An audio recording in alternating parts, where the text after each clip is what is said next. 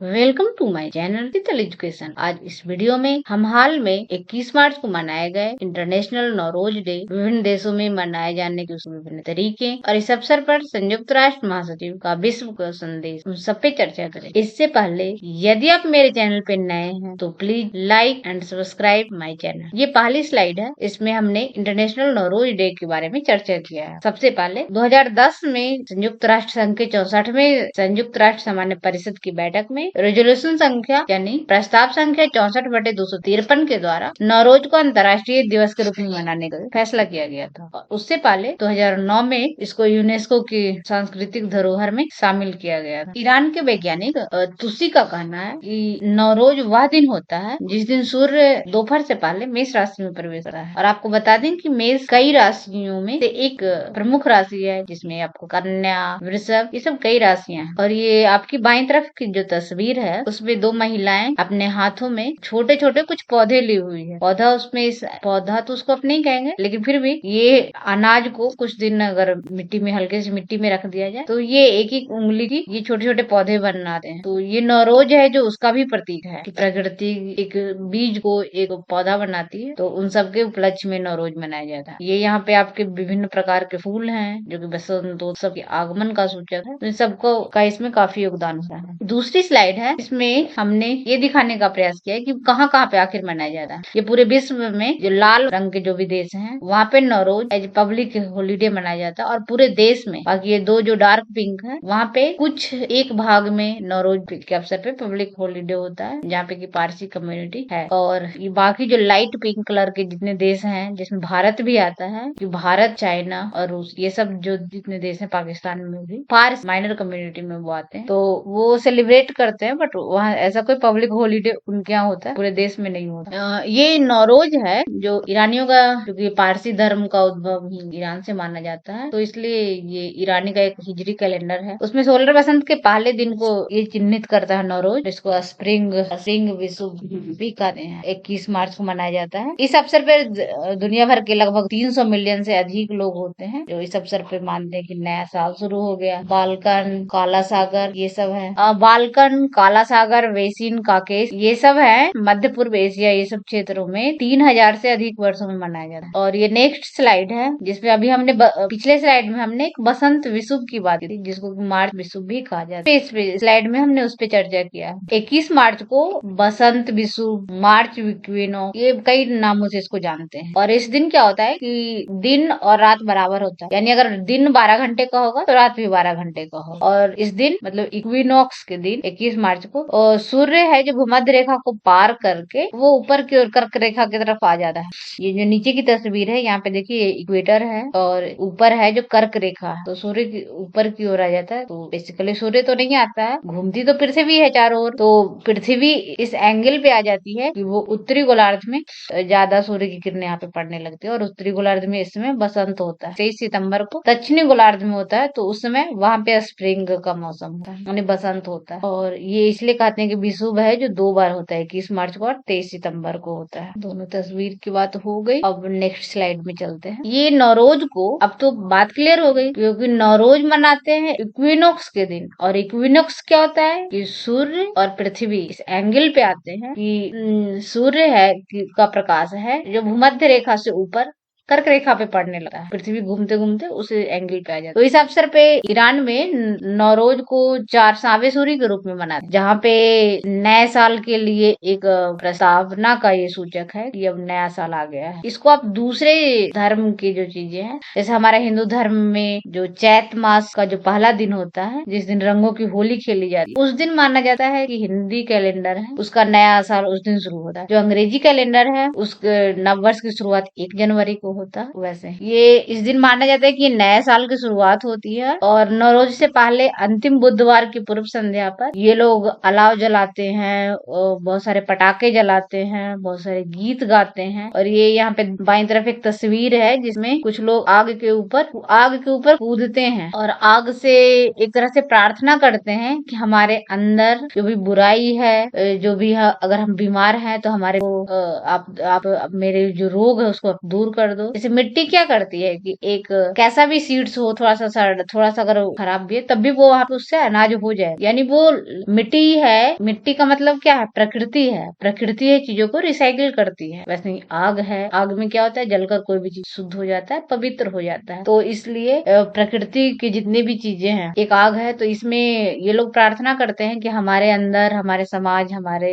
जो भी चीजें, बुराई चीजें, उसे आप ले लो और उसको पवित्र कर दो हमें पूरी तरह से। तो ये सब के लिए प्रार्थना करते हैं। इसमें ईरानी लोग एक कविता गाते हैं, मेरा पीला तुम्हारा है, तुम्हारा लाल मेरा है, और जिसका अर्थ है कि मेरी कमजोरी तुम्हारे लिए और तुम्हारी ताकत मेरे लिए। क्योंकि आग के अंदर तो ये ताकत है ना कि वो किसी भी चीज को जला सकती है, शुद्ध कर सकती है। जितने भी तरह के गार्बेज होते हैं उसको क्या करते हैं, जला देते हैं, और जला के फिर वो राख बन जाएगा और मिट्टी में समा जाएगा, एक्सेप्ट आज के टाइम की प्लास्टिक को छोड़ दो। अब बाकी जो अजरबैजान है, वहाँ पे एक नौरोज के लिए 1 महीने पहले से ही लोग तैयारी शुरू कर देते हैं। हर मंगलवार को नौरोज की छुट्टी से पहले तो इस तरह के फेस्टिवल का आयोजन करते हैं। और प्रत्येक मंगलवार को जो प्रकृति के 4 तत्व हैं, जल, पृथ्वी, वायु, ये चारों को एक एक दिन मनाते हैं। मतलब इस मंगल को मनाया जल को लेकर, अगले को अग्नि को, अगले को पृथ्वी, फिर अगले को वायु, इस तरह कर। और इस अवसर पे वो लोग कब्रों का भी दौरा करते हैं। बाईं तरफ एक तस्वीर है जो कि हमने विकिपीडिया से लिया है। इस पेंटिंग में अग्नि, वायु, पृथ्वी, जल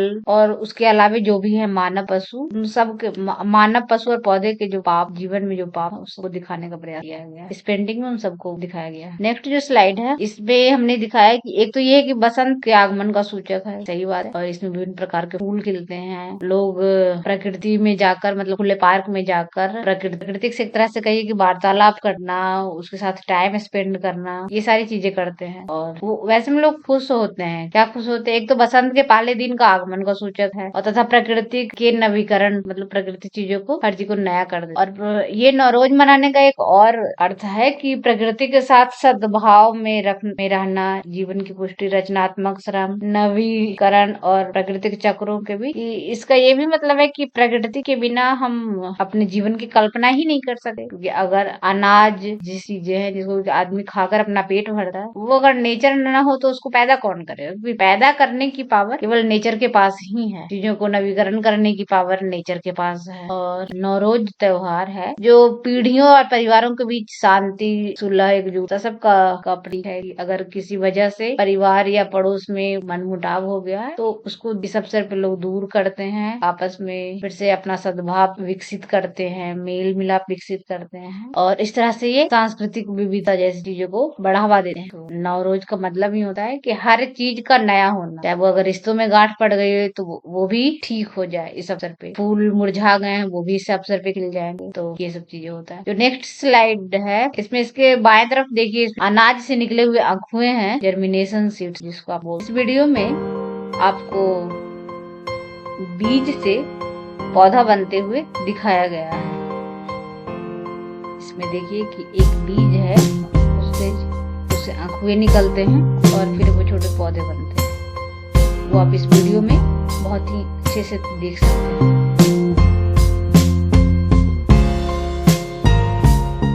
कितने प्यारे प्यारे छोटे छोटे पौधे निकल रहे हैं।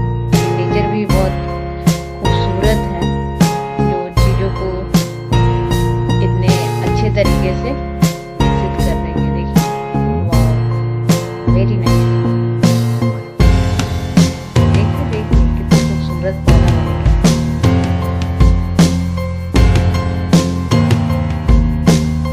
So nice. इसने भी ये वीडियो बनाया है, बहुत बहुत शुक्रिया। दूसरी वीडियो है वह मुगल गार्डन की है, जो हमारे राष्ट्रपति भवन में इस बार अमृत महोत्सव के अवसर रूप में उसको मनाया गया। वहाँ पे देखिए प्रकृति कितना सुंदर, कितने रूपों में, कितने तरह के फूलों में नजर आ रही है। ऐसा लग रहा है जैसे प्रकृति ने विभिन्न प्रकार के कलर से खुद को सजाया है। तो ये आप फूलों में देख सकते हैं। नवरोज है, नवरोज का त्योहार हम सबका प्रतीक। तो हमने देखा कि नवरोज है जो प्रकृति में विभिन्न प्रकार के नए फूलों का खिलना, उन सब का प्रतीक है। चाहे वो फूल है जो आपके प्लेट में खिल रहे हैं, आपके गुलदस्ते में खिल रहे हैं, आपके गमले में खिल रहे हैं, पार्क में, उद्यान में, कहीं भी खिल रहे हैं, वो सब सूचक है कि बसंत आ गया है और आप सब लोग खुश हो जाइए। और नवरोज है उसी खुशी का प्रतीक है। प्रकृति ने इतना अच्छा हर चीजों में रंग, हर फूलों में रंग भरा है, तो अब खुश होना तो बनता है। तो इसलिए पारसियों के इस त्योहार का अपना एक विशेष महत्व है। इस स्लाइड में कुर्दों द्वारा मनाए जाने वाले नवरोज उत्सव का चर्चा किया गया। कुर्दों में इस नवरोज त्योहार का विशेष महत्व है। वो इसलिए है क्योंकि एक बहुत लंबे अरसे तक तुर्किस्तान में कुर्द भाषा को दबाया गया, उसको नवरोज मनाने पर प्रतिबंध लगाया गया। तो ये 1992 के बाद कुर्दों ने फिर से नवरोज मनाना प्रारंभ किया था, जब उनकी भाषा को फिर से आधिकारिक दर्जा दिया गया और इंटरनेशनल बहुत सारे दबाव डाले गए तुर्की सरकार पर कि नहीं, वो उनकी भाषा और उनके त्योहार को आप मनाने के पाबंदी नहीं लगा सकते हैं। तो बहुत सारे दबाव बनाने के बाद 1995 में तुर्की सरकार ने नवरोज को फिर से एक राष्ट्रीय अवकाश के रूप में शुरू किया। और वहाँ पे एक पार्टी है, सीरियाई अरब बाथिस्ट सरकार ने 2004 में कहा था कि हम हमारे नवरोज को तभी तक बर्दाश्त कर सकते हैं जब तक वो एक राजनीतिक प्रदर्शनी न बन जाए। और राजनीतिक प्रदर्शनी इसलिए कभी कभी बन जाता है क्योंकि उर्दू लोगों को इतना ज्यादा दबाया गया है तुर्की में कि वो आस पड़ोस के जितने देश हैं, तुर्क, ईरान, ये सब मिलके वो तुर्किस्तान, कुर्दिस्तान एक अपना एक अलग देश बनाने की मांग कर रहे हैं। और ये भी काफी टाइम से चला आ रहा है। तो इसलिए वो सरकार है जिसको दबाने के लिए कभी कभी ये सब कदम उठाते। और ये हर नवरोज के अवसर पे वो इकट्ठा होते हैं, तो कुछ न कुछ ऐसा हो ही जाता है, वो कुछ प्रदर्शनी हो जाता है। 2008 में भी हुआ था कि 3 कुर्दों को वहां के सुरक्षा बलों ने गोली मार दी थी। 2010 में भी इस तरह की घटना हुई। और जो 2012 में रोजवा क्रांति और उत्तरी पूर्वी सीरिया के वास्तविक स्वायत्त प्रशासन के स्थापना हुई, जिसने कुर्द के अधिकारों की मांग की।